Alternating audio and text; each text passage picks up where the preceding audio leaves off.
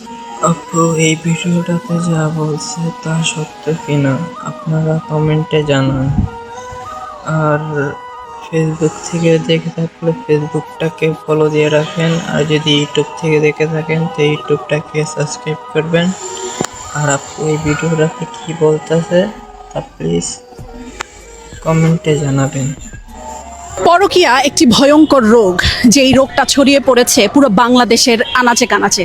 পরকীয়া এখন একটা ট্রেন্ড, যেই ট্রেন্ড ছড়িয়ে পড়েছে পুরো বাংলাদেশের মাটিতে।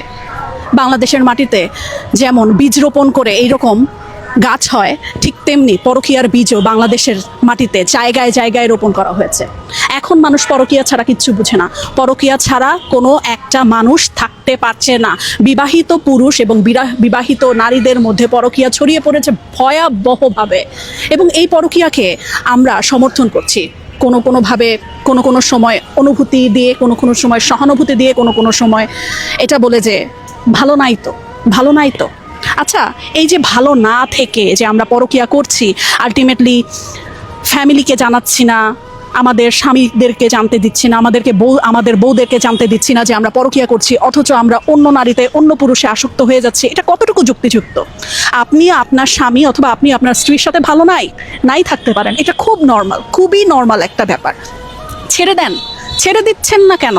ছেড়ে দিয়ে নতুনভাবে সংসার শুরু করেন। যার সাথে পরকীয়া করছেন তার সাথেই নতুন করে সংসার শুরু করেন, তার সাথেই নতুন করে জীবন শুরু করেন। সমস্যা কি? কিন্তু না, আপনারা তার সাথে সংসার শুরু করতে পারবেন না, আপনারা তাকে ঘরে আনতে পারবেন না, আপনারা তাদেরকে বিয়ে করতে পারবেন না সামাজিক দায়বদ্ধতার জন্য অথবা নিজের মনের জন্যই। আপনারা জানেন আপনারা আসলে যার সাথে আছেন সেই মানুষটাই আপনাদের জন্য বেস্ট, আপনার ঘরের ঘরণী আপনার জন্য বেস্ট, আপনার স্বামীটাই আপনার জন্য বেস্ট। তারপরে আপনারা পরকীয়া করছেন কেন? ওই যে মেন্টাল শান্তি, ডোপামিন রিলিজ হয়, ভালোবাসি কেউ বললে ভাল লাগে, নতুন শরীরের লালসা, নতুন শরীরের গন্ধ পেতে ভালো লাগে, এই কারণেই পরকীয়া করছেন। কিন্তু কোনোভাবেই পারছেন না স্বামী অথবা স্ত্রীকে ছেড়ে দিতে।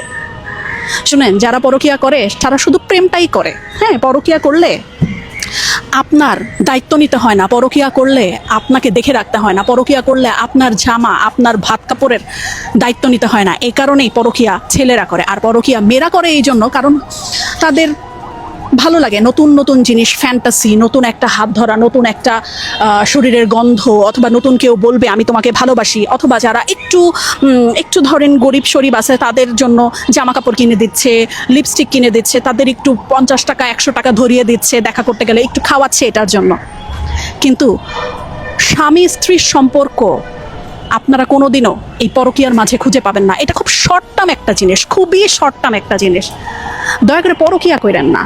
স্বামী ছাড়েন, স্ত্রী ছাড়েন, লিগেলি ডিভোর্স দেন। লিগেলি ডিভোর্স দেওয়ার পরে বিয়ে করেন। বিশ্বাস করেন, আপনি যার সাথে পরকীয়া করছেন তাকে আপনি কোনো দিনও স্বামী অথবা কোনো দিনও বউ হিসেবে মানতে পারবেন না। ওই 2-4টা ফোন কল এটাই যথেষ্ট। এর থেকে বেশি আপনি আসলে কিছুই করবেন না, এর থেকে বেশি আপনি আসলে কিছুই পারবেন না করতে।